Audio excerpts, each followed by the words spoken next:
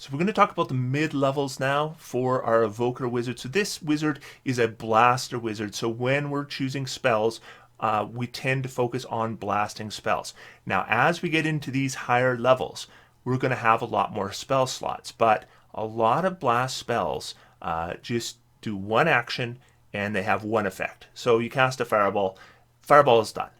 Next round, you need to cast another fireball or do something else that probably is going to require a spell slot. And so what I'll find with blaster wizards is those spell slots run out faster.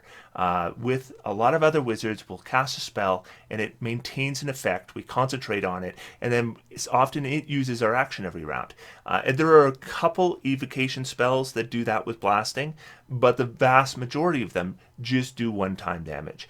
So just when we're playing tactically, just expect you're going to end up using cantrips more often. And you want to save resources because you get into a big battle where you just want to pound them. With fireballs, you're going to need a lot of spell slots to do that. So when we go to level 5, we now have access to our third level spells. And so the first spell I'm obviously going to take is Fireball. So Fireball is a huge increase over what we had before because Shatter did 3d8 points of damage. Fireball is doing 8d6 points of damage. So we're more than doubling the average damage we would expect with a spell. We're also doing a 20-foot radius instead of a 10-foot radius, and 150-foot range instead of a 60-foot range. So in all kinds of ways, Fireball is just massively better than Shatter. Fireball is such a good spell that even if I'm not playing an Evoker, I'll often take Fireball, and it's often effective. If you've played a Wizard, you've probably taken Fireball and found it reasonably effective, especially at 5th level, because at 5th level, creatures don't have a ton of hit points yet. And what we will find is as we move towards 10th level, when you're playing, you're going to find that less and less your spells take down the enemies before they do anything. More and more, they're just going to soften them. But this is the sweet spot where Fireball often will down our enemies before they get a single attack, or it will bring our enemies close enough to being down that even a single attack can take them down. And obviously, tactically, we have tons of options here because we're an Evoker. So if we're at the beginning of a combat and those enemies are all clustered together away from the rest of the party, great. That's something where every caster who has Fireball is going to love. But we are going to be in a situation where our allies are going to get caught up in melee with our enemies, and that often brings the enemies into a cluster. So we, as an Evoker, can use the Fireball on them and then hit all our enemies and not hit our allies. And often that's going to allow us, number one, to use Fireball in situations where we wouldn't be able to, or we would have to put it on the fringe and maybe just hit an enemy or two. And number two, we can often use it into rounds of combat that we normally wouldn't be able to. So normally, Fireball is something that you cast on the first round of combat. But us as an Evoker, we can cast it on any round of combat. And we can even repeat it and just kaboom, kaboom, kaboom. But again, your spell slots aren't going to last very long. And that is why when I choose my second level spell, rather than taking something like Lightning Bolt, which would give us the same damage as a Fireball, but give us some versatility in area of effect and damage type, instead I'm going to take Melf's Minute Meteors. So here's what Melf's Minute Meteors does. It's a concentration spell, and you can hold it for up to 10 minutes. You create 6 tiny meteors in your space. They float in the air and orbit you for the spell's duration. When you cast a spell, and as a bonus action on each of your turns thereafter, you can expand 1 or 2 of the meteors, sending them streaking towards a point you choose within 120 feet of you. So you got good range. Once a meteor reaches its destination or impacts against a solid surface, the meteor explodes. Each creature within 5 feet of the point where the meteor explodes must make a dexterity saving throw. So if we cast it on a square, assuming it would hit all the squares around that square, that's 9 squares total. A creature takes 2d6 fire damage on a failed save, or half as much damage on a successful one. So we have 6 meteors. That means we have 3 rounds we can use this spell. So it just lasts a little bit longer than a Fireball. We can cast it once, and it's going to work us for 3 rounds. And what we can do is we can use this in combination with a cantrip. So we're doing 46 damage with this, another 2d10 damage with our cantrip, and the damage is reasonable over 3 rounds, only using 1 spell slot.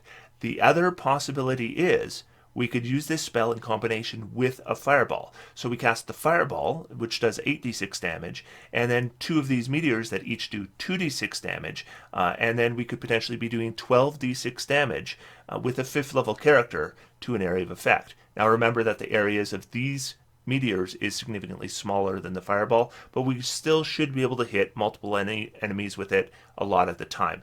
If you can't, hold them, because you don't have to use them every round. You can save them because you have them for 10 minutes and you only have 6 of them. So it's not like you can't wait till you have the opportune moment. At this point, I'm going to take Magic Missile off my prepared list. And remember, at 5th level on my cantrip scale, so now I have multiple ranged cantrips that are going to be doing damage that is far more comparable to Magic Missile. So it's probably not worth me using a prepared slot for damage that I can almost achieve with a cantrip. And of course, that allows me to prepare both these spells. And as I said, I want them both prepared because I may use them in combination. Now that is a lot of fire damage. So as we move up in level, we want to find some different kinds of damage we can do. Now we still have Shatter prepared, so we can still technically do thunder damage if a creature is going to be immune to fire damage. But remember that Shatter is a lot less effective than Fireball. So this is only something I would ever do if either I don't want to expend the 3rd level slot, or I expect that the creature is going to be immune or resistant to fire. Because our proficiency bonus went up, that also means our constitution save and our wisdom saves and our intelligence save all went up as well. And our chance to hit with our cantrips went up. And our cantrips have all scaled. So at 6th level, as an evoker, we get our next subclass ability. This is one I'm not as impressed with. It is Potent Cantrip. Starting at 6th level, your damaging cantrips affect even creatures that avoid the brunt of the effect. When a creature succeeds on a saving throw against your cantrip, the creature takes half the cantrip's damage, if any, but suffers no additional effect from the cantrip. So what this means is it doesn't affect things like Firebolt or Ray of Frost, but it does affect things like our Frostbite spell. And because it is not limited to evocation, it could also affect something like a Toll of the Dead spell, that if they make their saving throw, they would at least take half damage. So that's a reason why I might want to take Toll of the Dead, but remember, once we get Empowered Evocation at level 10, that won't affect something like Toll of the Dead, but it will affect our Frostbite. So our Frostbite gets a little bit better at this point, is basically what happens. So as far as 6th level abilities for wizards go, this is not one that blows me away. So we're going to select 2 more 3rd level spells. This is a wizard, and we're going to do kind of the standard 2 spells that I want on every wizard. I'm always going to want Counterspell with my wizard. It's one of the reasons why we play a wizard instead of, say, a cleric, is for access to Counterspell, because Counterspell makes a huge difference when you're fighting other spellcasters. The other one I definitely want is Lehman's Tiny Hut. Again, if I have another party member that can cast Lehman's Tiny Hut, then maybe I might go for something like a Lightning Bolt or a Breathe Water so that it doesn't use a preparation slot. But Lehman's Tiny Hut, again, I'm going to be taking it with all these builds because it provides a safe long rest, and it only uses a ritual slot, which means we don't have to save any spell slots to cast it. It makes a huge difference on adventuring. So because Lehman's Tiny Hut is a ritual, we don't have to worry about our preparations. We get 1 additional preparation that we can prepare Counterspell with. So tactically, of course, we have an additional 3rd level slot, which is nice because really we're going to be focusing on those. Blast spells don't scale well, so we want to be using the highest level blast spells we can in the tough combats. So in the tough combats, that's when we want to have our Melf's Minute Meteors and or Fireball spells. The main additions here is the addition of Counterspell, which means we're better against other casters, and I guess our Frostbite spell is a little bit better. So if I'm casting a cantrip, and I will be casting lots of cantrips because I'm an evoker, so I'm using lots of spell slots, so I'm often going to be low on spell slots or want to conserve them. Then I'm going to be picking cantrips for damage, and I can potentially do a little bit more damage with a Frostbite spell, so I'd be a little more inclined to take my chances with a Frostbite than I was on previous levels, though still I think the most damage you're going to get is with your Firebolt. So level 7 brings us 4th level spells. Now we are a wizard and we are 7th level. We want Polymorph. Again, this has nothing to do with the type of wizard you are. Polymorph doesn't really get a lot of boosts from various subclasses. Unless you're using it offensively, then maybe somebody like a diviner might get a bonus. But most of the time we're using it as a buff, and it doesn't matter what subclass we are, and it is the best spell in the game for this level. So because it's on the wizard spell list, we definitely want it, even though it's not a blast spell. But that doesn't mean we don't want a blast spell. We absolutely want a blast spell. So what are our weaknesses right now? Well, number one, we're really reliant on fire damage right now, because Fireball is causing fire damage, Melf's Meteors are using fire damage, and those are two effective blast spells. They both use fire damage. The second thing is that we are going to be running out of spell slots reasonably quickly, because Fireball just eats up your spell slots like you wouldn't believe. Melf's Meteors is better because we can concentrate on it and we can maintain it, but still we can use it up in 3 rounds.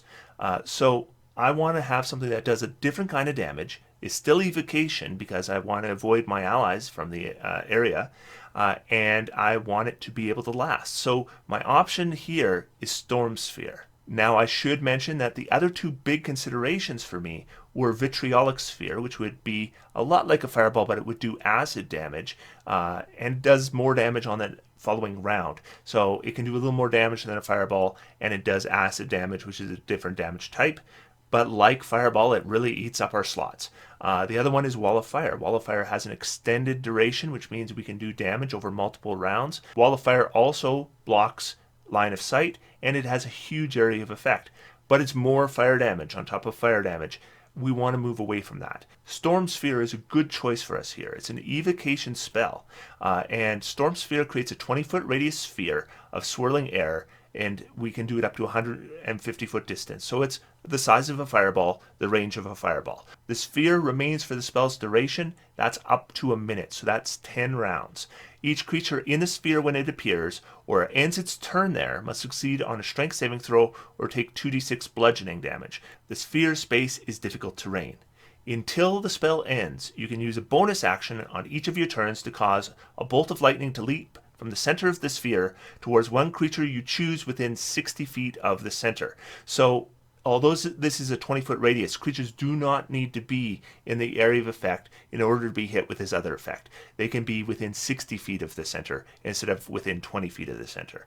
Make a ranged spell attack. You have advantage on the attack roll if the target is in the sphere. On a hit, the target takes 4d6 lightning damage. Creatures within 30 feet of the sphere have disadvantage on wisdom perception checks made to listen. That's okay. So the main thing here is if we cast this, we're going to get a little bit of damage to an area of effect. Not good damage at all, 2d6. It becomes difficult terrain, so people have to actually move to get out of it. And remember, 20-foot radius, if you center it on somebody and now they're moving through difficult terrain, they may have to dash just to get out of the main effect, and they're going to take continuous damage if they stay in that effect. And then we can use our bonus action every round. 4d6 lightning damage. Lightning damage is something we haven't specialized in up to now, so it's a different kind of damage.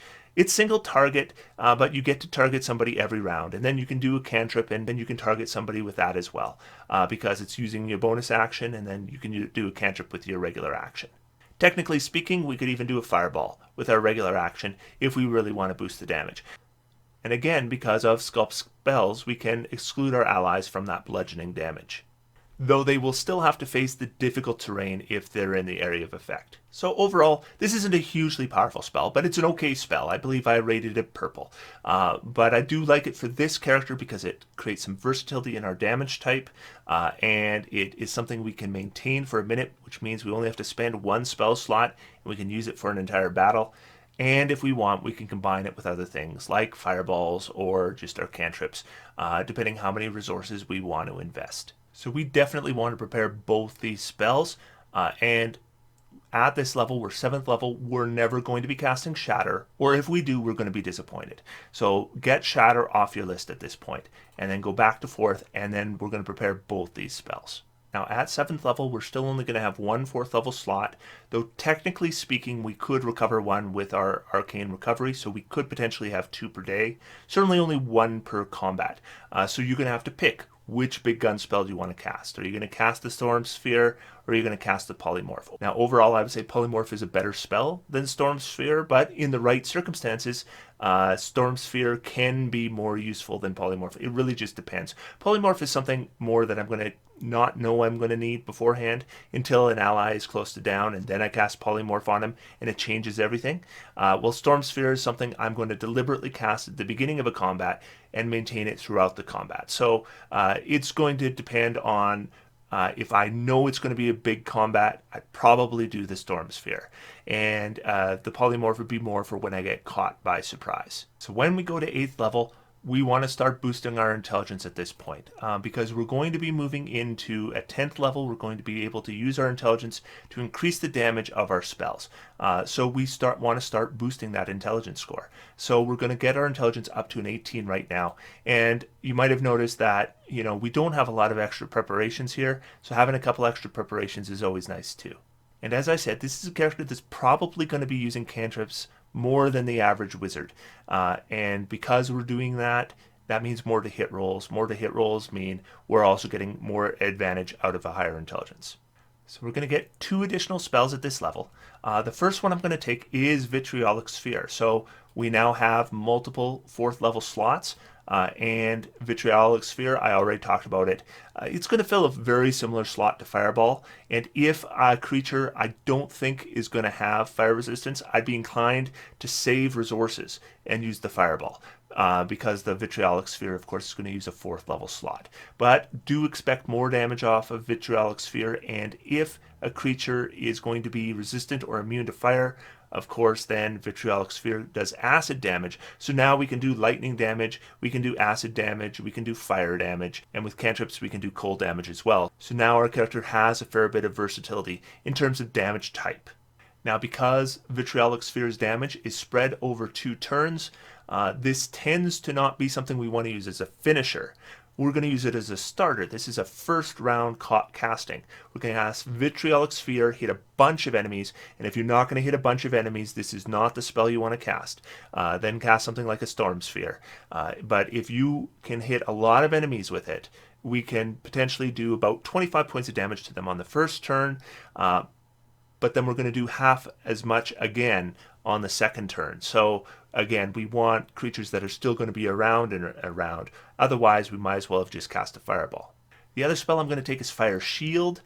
So Fire Shield can protect us from fire damage or cold damage, and it doesn't use our concentration. So it's not going to interfere with a lot of other spells that we can cast.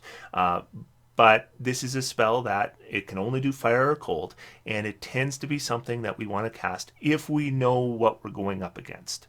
Now, technically speaking, if a creature attacks you with a melee attack, you can also do a little bit of damage to them with that.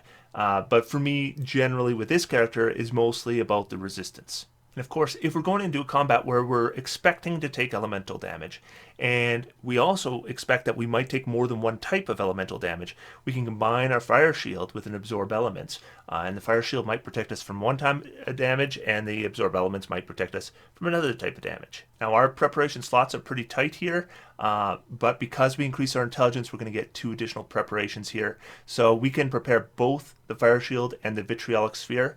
Again, we can't cast all these spells, but having all these spells that do very different things allow us, depending on our situation, to choose which one we want to use. These spells are not one size fits all, so they are specialized spells. Storm Sphere is only damaging one target a round after the initial round, but it's creating difficult terrain, and it might do a little bit of damage to those creatures within that area of effect, but I wouldn't worry too much about that because it's pretty low damage. The main thing is the bonus action to hit every round and the difficult terrain it creates. Well, Vitriolic Sphere does a lot more damage to a bigger area, but it extends it over 2 rounds, and then Fire Shield is something we're going to cast if we know we're going up against elemental damage, or we find out that suddenly that who are in a fight where elemental damage is an issue. And then polymorph is an emergency spell that we cast on an ally when they're close to going down. So we don't necessarily know which of these we want to cast, but they're all going to do significantly different things. So then it really just depends on our situation. So having them all prepared is useful, even though we're not going to cast them all. So overall, our strategy doesn't change much. We have a bonus +1 to hit on cantrips because we have increased our intelligence. And of course, now we have more versatility in those 4th level spells, as I just talked about. So we're going to get our 5th level spells. Of course, we know as a wizard, 5th level spells are a big deal because we can really change the battlefield. And the first spell I'm going to take here is Cone of Cold, because we don't have a lot of spells that deal cold damage except for a cantrip. Because we have fire spells, we have lightning spells, we have acid spells, now we're going to add cold spells onto that as well. Now, Cone of Cold is a cone effect. Cones aren't my favorite shape because they have to originate from you, so that gives you less versatility in where you place them.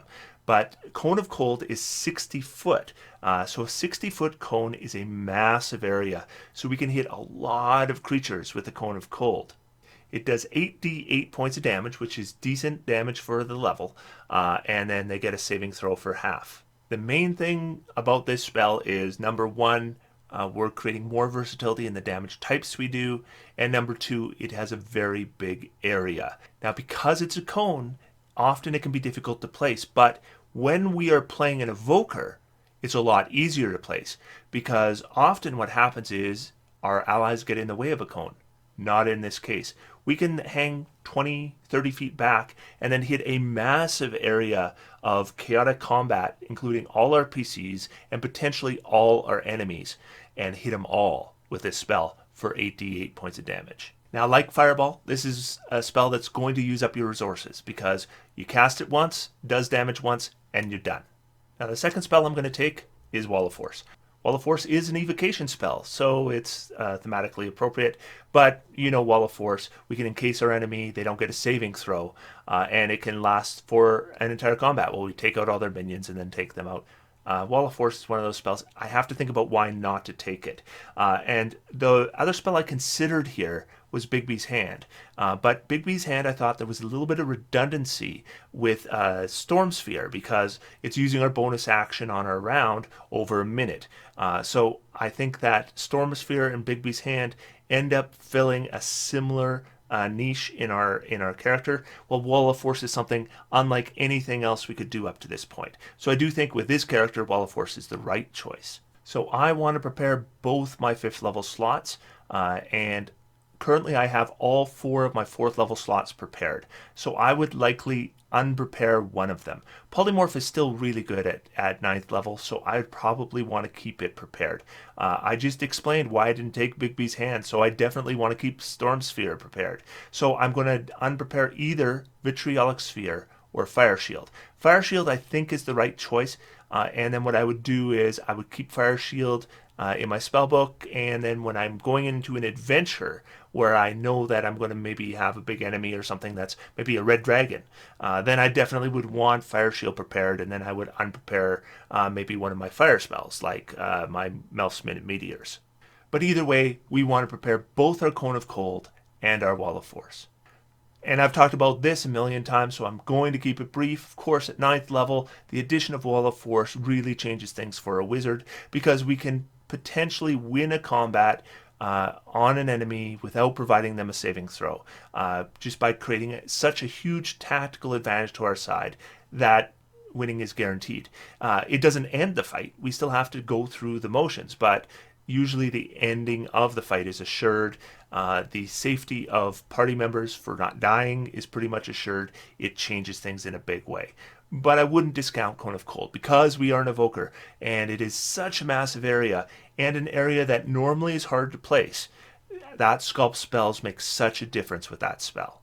And we are Blaster Wizard. Our job is to do damage to mass amount of enemies. Cone of Cold is going to be our best way to do that at this level.